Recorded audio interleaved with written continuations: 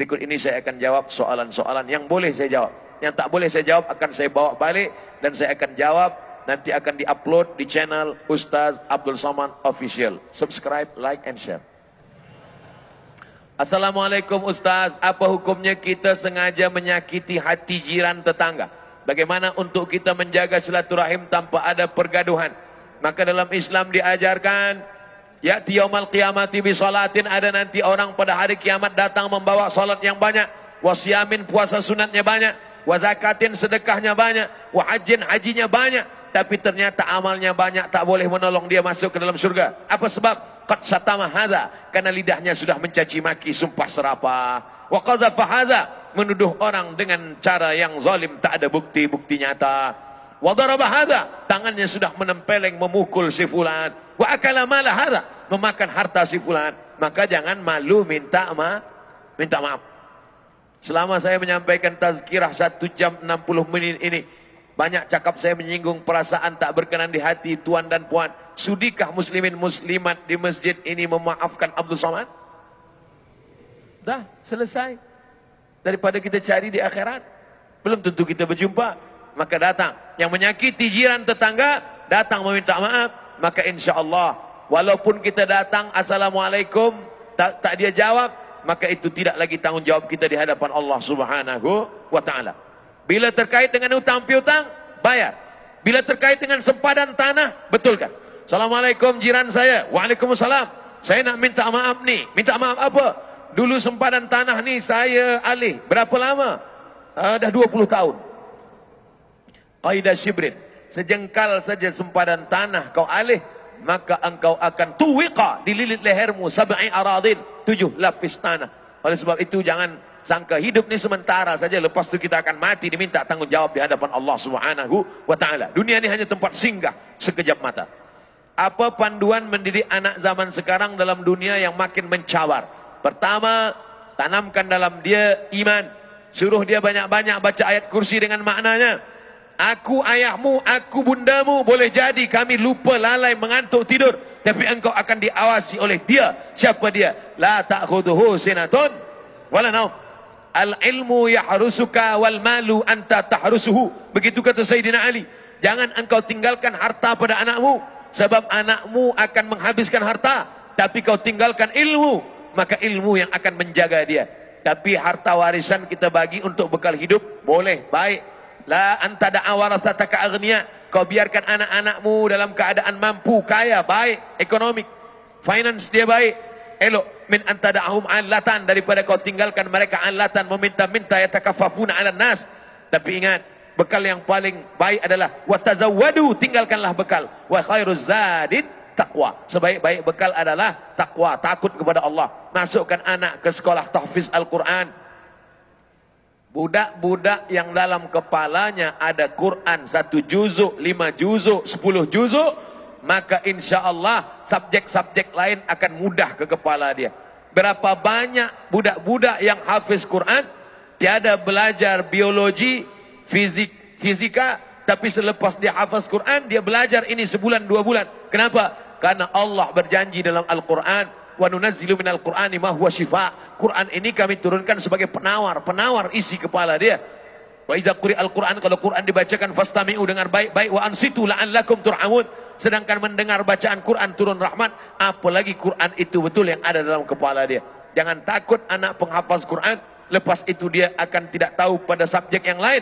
Justru dengan menghafaz Quran itulah akan memudahkan dia untuk menguasai subjek-subjek yang lain. Imam Syafi'i hafaz Al-Quran, ulama-ulama dulu menghafaz Al-Quran.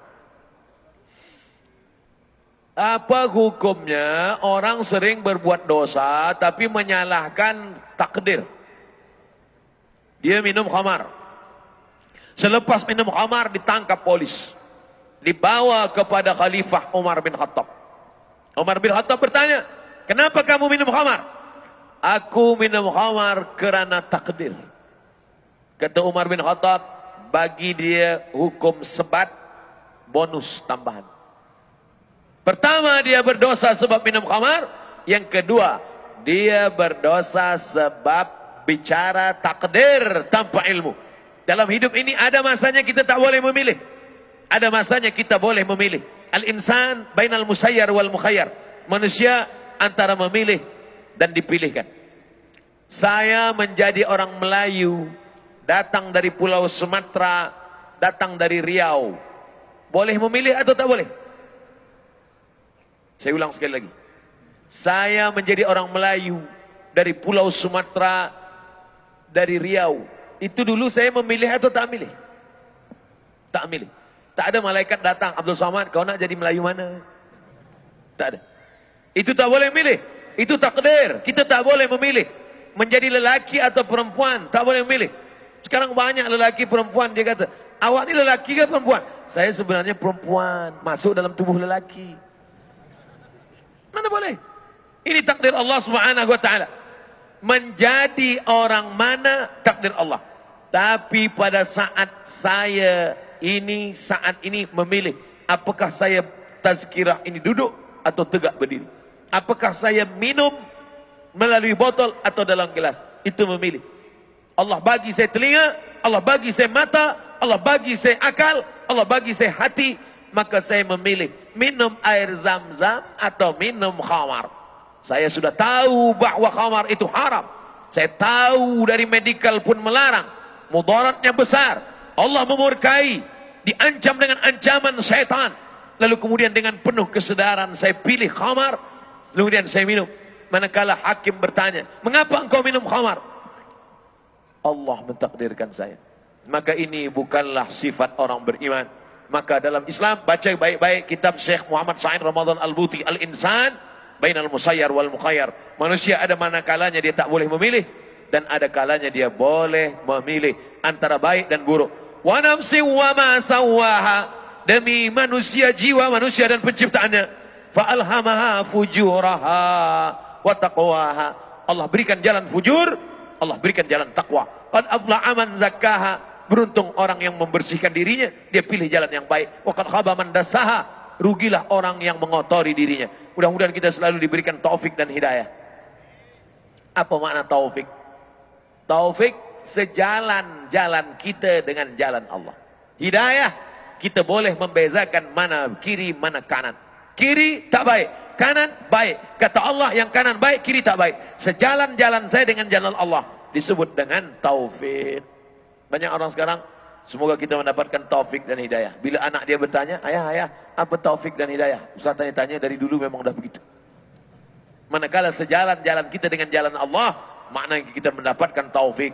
Manakala kita tak sejalan dengan jalan yang diperintahkan Allah, segera balik ke pangkal jalan. Tubu ilallah, baliklah ke pangkal jalan. Taubatan nasuha. Apa hukumnya orang minjam uang? Elok. Mencuri yang tak boleh.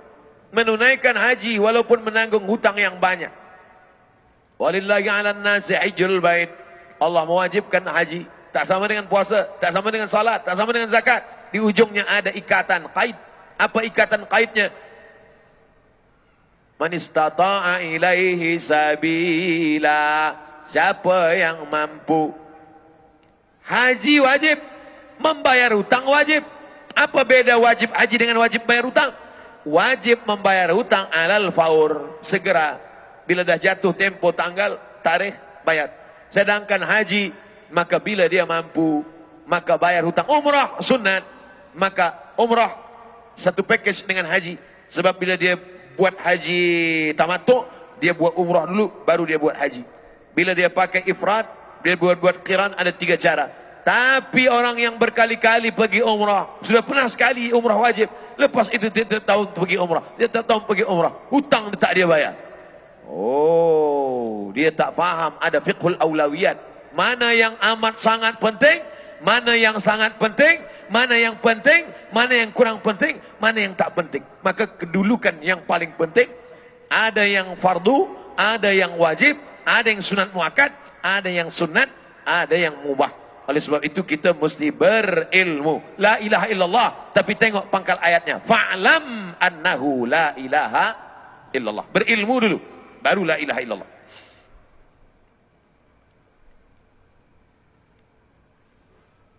Apa pandangan Ustadz mengenai amalan berhutang? Zaman sekarang hutangnya keliling. Sekarang ni memang zaman kita ni zaman hutang. Semua hutang. Rumah hutang, kereta hutang. Satu-satunya yang cash bini dia saja. Andai mufti membolehkan bini hutang, mungkin dia, aku terima dengan mahal RM1.000 hutang. Gitu dia. Oleh sebab itu maka ayat yang paling panjang dalam Quran bukan ayat tentang haji, bukan ayat tentang puasa, bukan ayat tentang sembahyang.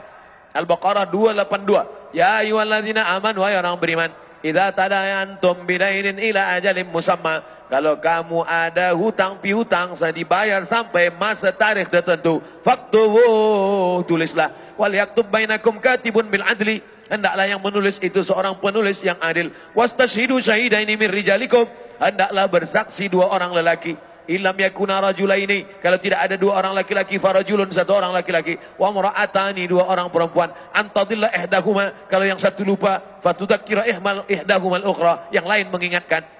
Kenapa sampai sedetail itu ayat ini? Karena memang masalah hutang piutang ini banyak orang lupa. Kalau udah kena hutang lupa. Yang lain ingat, makan ingat, tidur ingat, hutang lupa. Oleh sebab itu maka hutang piutang ini amat sangat kita mesti kena berhati-hati. Orang yang mati syahid, 4, tidak akan merasakan sakratul maut, tidak akan merasakan azab kubur, tidak akan merasakan hisab, terus masuk ke dalam surga, ilat dain, kecuali yang dililit utang.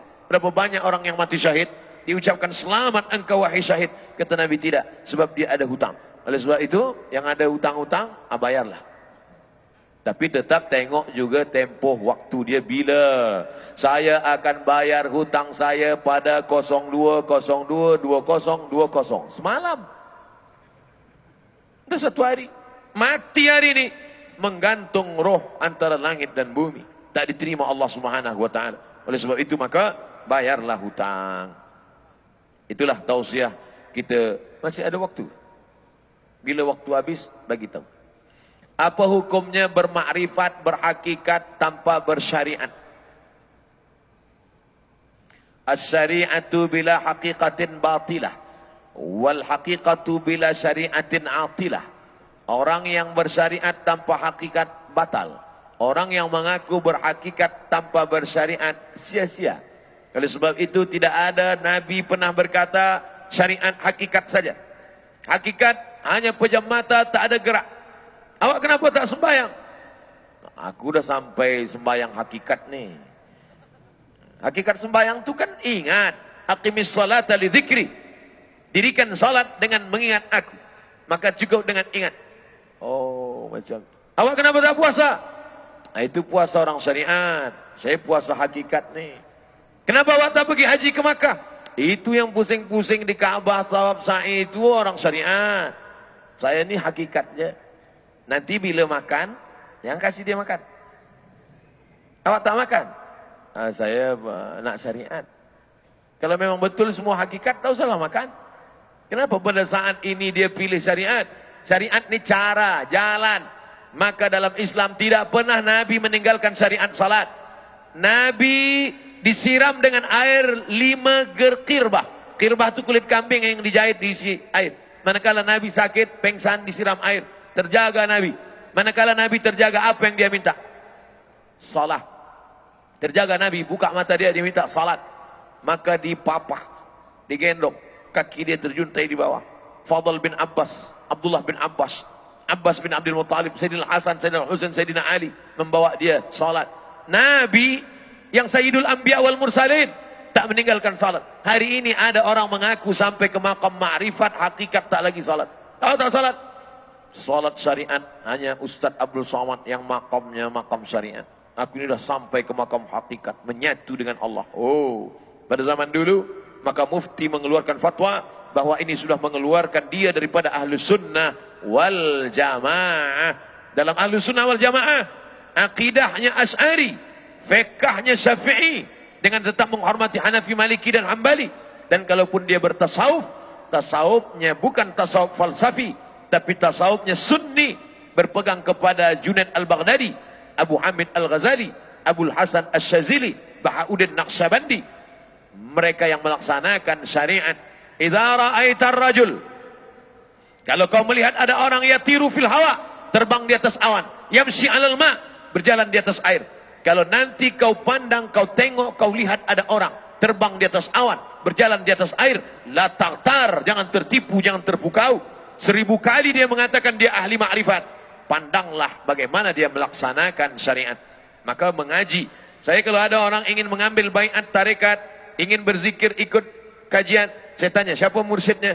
Kalau mursyidnya Ahlussunnah wal Jamaah sesuai dengan tasawuf Abu Hamid Al-Ghazali, kitab Ihya Ulumuddin, membaca kitab Ar-Risalah Al-Qushairiyah, Al-Luma' Imam At-Tusi, beramal dengan sunnah Rasulullah SAW, ikut. Tapi kalau tidak, walaupun jubahnya 4 lapis, karena ilmu bukan dinilai daripada jubah. Kalaulah ilmu dinilai daripada jubah, maka orang demam lebih tebal lagi jubah. Yang kita lihat adalah bagaimana dia mengamalkan akidah Ahlussunnah dan amalan-amalan yang diajarkan Rasulullah sallallahu alaihi wasallam. Assalamualaikum Ustaz. Waalaikumsalam warahmatullahi wabarakatuh. Adalah apakah ada fatwa bercanggah dengan Quran hadis boleh diberi bagaimana, adakah fatwa yang bercanggah dengan Al-Quran Sunnah boleh diberitahu? Taraktu fikum amraini, ku tinggalkan pada kamu 2 perkara sahaja. Hadis riwayat Muwatta Malik, disebutkan juga oleh Imam dalam kitab Al-Mustadrak Al-Hakim. Ku tinggalkan pada kamu 2 perkara, intamasaktum bihima, kalau kamu pegang yang 2 ini lan tadillu abada, kamu tak akan sesat untuk selamanya. Kitab Allah Al-Quran wa sunnati, dan sunnah Rasulullah sallallahu alaihi wasallam. Dalam Sahih Muslim dikatakan Al-Quran wa itrati ahli baiti, ahli baitku, para habaib. Kenapa disebut ahli bait? Kerana mereka yang berpegang teguh. Alhamdulillah banyak para habaib kita. Di antaranya esok kita akan bersama dengan Habib Ali Zainal Abidin, belajar daripada Hadramaut Tarib Darul Mustafa Habib Umar bin Hafiz. Kenapa para habaib ini disebut dalam hadis Sahih Muslim? Apa kata Imam Nawawi? Litamassukihim bisunnah, kerana mereka berpegang teguh dengan sunnah. Kalau kita tak tahu Quran, tak tahu sunnah, kemana kita bertanya? Fas'alu ahla dzikri, tanyalah kepada orang yang berilmu. In kuntum la ta'lamun, kalau kamu tak tahu. Alhamdulillah di Malaysia merata-rata banyak para alim ulama. Ada Jamiah Islamiyah Alamiyah UIA, Islamic International University, ada banyak sekali. Daripada alumni Al-Azhar, daripada Jordan, daripada Suriah, banyak sekali para alim-alim ulama kita. Matta'anallah bituli umurihim, mudah-mudahan Allah panjangkan umur mereka dan kita dapat berkah usia mereka. Siapakah Habib Umar bin Hafiz? Habib artinya cinta. Hub, cinta. Habib orang yang dicinta. Nabi Muhammad SAW punya anak bernama Sayyidatuna Fatimah. Fatimah punya anak lelaki bernama Sayyidina Al-Husain. Husain punya anak lelaki bernama Zainal Abidin. Ali Zainal Abidin. Zainal Abidin punya anak lelaki bernama Muhammad Al-Baqir. Muhammad Al-Baqir punya anak lelaki bernama Ja'far Sadiq. Ja'far Sadiq punya anak lelaki bernama Musa Al-Kazim. Ja'far Sadiq ada anak lelaki bernama Ali Al-Uraidi. Ali Al-Uraidi punya anak-anak keturunan bernama Muhammad bin Isa. Kerana dia yang pindah dari Baghdad ke Yaman, orang yang pindah itu disebut Al-Muhajir, orang pindah. Maka disebut dia dengan Muhammad Ahmad bin Isa Al-Muhajir. Dari Al-Muhajir inilah lahir cucu cicit keturunan As-Saqqaf, Al-Haddad, Al-Jifri, Al-Attas, Barakbah, bin Syihab, ini semua. Maka kita kenal ada besar Profesor Sayyid Naqib Al-Attas, di ujung nama Al-Attas, itu termasuk daripada As-Syihab atau As-Saq, tapi biasa ditulis As-Sagaf, As-Sagaf, itu sebenarnya As-Saqaf. Ini semua adalah daripada Hadramaut Tarib. Mereka datang kemari mengislamkan negeri-negeri Melayu. Mereka menjadi ulama, bahkan menikah dengan kerabat, kemudian sebagian mereka menjadi sultan di beberapa kawasan daerah. Maka mereka ini adalah keturunan zuriat Rasulullah SAW. Dan hari ini di antara yang masyhur di antara mereka adalah Al-Habib Umar bin Hafiz, pengasas Darul Mustafa Hadramaut Tarib. Murid-murid mereka inilah yang datang. Di antara murid mereka yang sampai kemari adalah Al-Habib Ali Zainal Abidin. Banyaklah ikut tazkirah, ambil manfaat dari para habaib Ahlus Sunnah wal Jamaah. Las, apa sufi itu, Ustaz?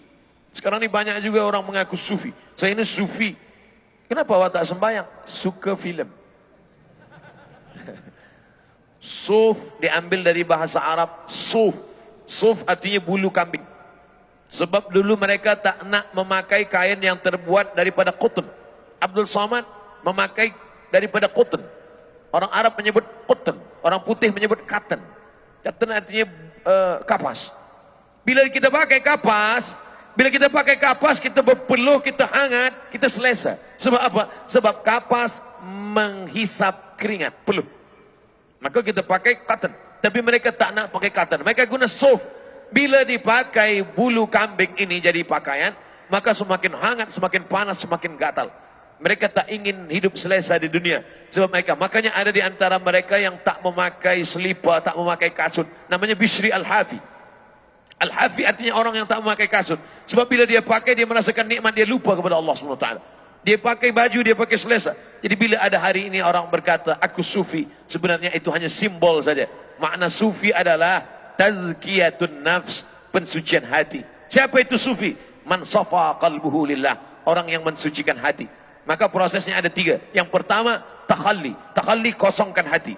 Kosongkan hati daripada riak, kosongkan hati daripada syirik, kosongkan hati daripada takbur, kosongkan. Setelah hati kosong, barulah diisi dengan tahalli.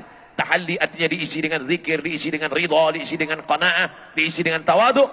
Selepas tahalli, barulah dia tajalli. Tajalli bukan lagi usaha kita, tapi hadiah daripada Allah Subhanahu wa taala. Hati itu seperti cawan. Hati ini seperti cawan. Cawan tidak boleh diisi air zam-zam. Sebab bila cawan diisi dengan air zam-zam, dia akan bercampur, hilang khasiat dia. Maka hati yang kotor tak boleh diisi, maka dikosongkan dulu. Maka cawan ini kalau kita nak tuang air zam-zam, kosongkan dulu. Bagaimana cara mengosongkannya? Kita kosongkan.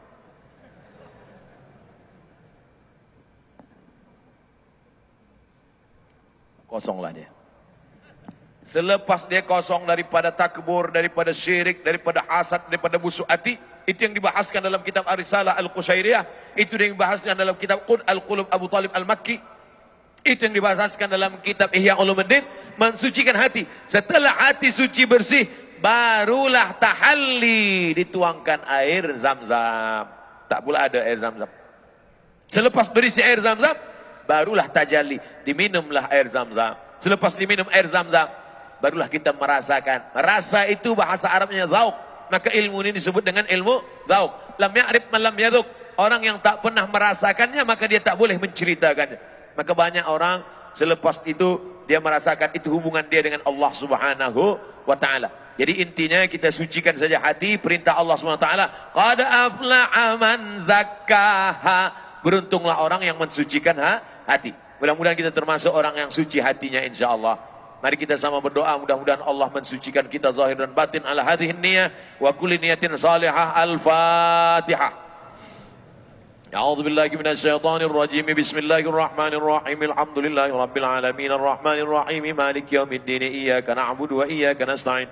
Ihdinas siratal mustaqim, siratal ladzina an'amta 'alaihim ghairil maghdubi 'alaihim waladdallin. Amin. Allahumma tahhir qulubana, sucikan hati kami minal hasadi, dari penyakit hasad dan dengki, minal kibriyai wal azamati, menjaga merasa diri ini lebih besar daripada orang lain.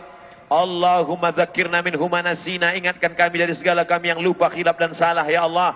Allahumma a'inna, tolong kami ala zikrika, supaya hati kami ini sentiasa berzikir mengingatmu, wa syukrika, bersyukur kepadamu, wa husni ibadatik, beribadah dengan ibadah yang baik ya Allah. Allahumma ja'alna ma'al habibil mustafa fi jannatikal ula, satukan kami dengan Nabi Muhammad SAW dalam surga Jannatul Firdaus. Allahumma ahyina bil iman, hidupkan kami dengan iman, wa amitsna bil iman, matikan kami dengan iman, wahsyurna yaumal qiyamati ma'al iman, bangkitkan kami nanti di padang mahsyar membawa iman, wa adkhilnal jannata ma'al iman, masukkan kami dalam surga Jannatul Firdaus membawa iman. Allahumma tsabbitna 'alal imani wal Islam, kokohkan kami di zaman yang banyak cabaran ini dalam kekuatan iman dan Islam. Allahumma ansuril Islam wal muslimin, tolonglah agama Islam dan kaum muslimin, waqdzulil kafarata wal musyrikin, wa dammir a'da'aka a'da'ad-din. Allahumma ansurna 'alal qaumil kafirin, wansurna 'alal qaumil munafiqin, wansurna 'alal qaumil fasiqin. Allahumma ja'al abna'ana wa banatina minas salihin was salihat, jadikan anak cucu keturunan kami anak-anak yang saleh dan salihah, minal mujahidina fi sabilik bi amwalihim wa anfusihim, mereka akan menolong agamamu dengan harta dan nyawa mereka ya Allah. Allahumma ja'alna minal mutahabbina bi jalalik, jadikan kami berkasih sayang kerana Engkau. Audhillana tahta zilli arsyika, berikan kami naungan di bawah singgasana arasmu nanti di padang mahsyar. Yauma la dhilla illa dhilluk, Hari itu tak ada naungan kecuali Engkau. Allahumma khtim lana bi husnil khatimah wa la takhtim alaina bi su'il khatimah. Allahumma ja'al akhir kalamina inda intihai ajalina. Jadikan akhir kalam kami manakala ajal kami sampai. Yang terakhir keluar dari mulut kami, la ilaha illallah Muhammadur Rasulullah sallallahu alaihi wasallam. Rabbana atina fid dunya hasanah wa fil akhirati hasanah wa qina adzabannar. Wa sallallahu ala sayyidina wa maulana Muhammad wa ala alihi wa sahbihi wasallam. Walhamdulillahi rabbil alamin. Taqabbalallahu minkum. Minna wa minkum taqabbal ya karim. Taqabbal ya karim. Ya majlis merakamkan jutaan terima kasih kepada yang berbahagia.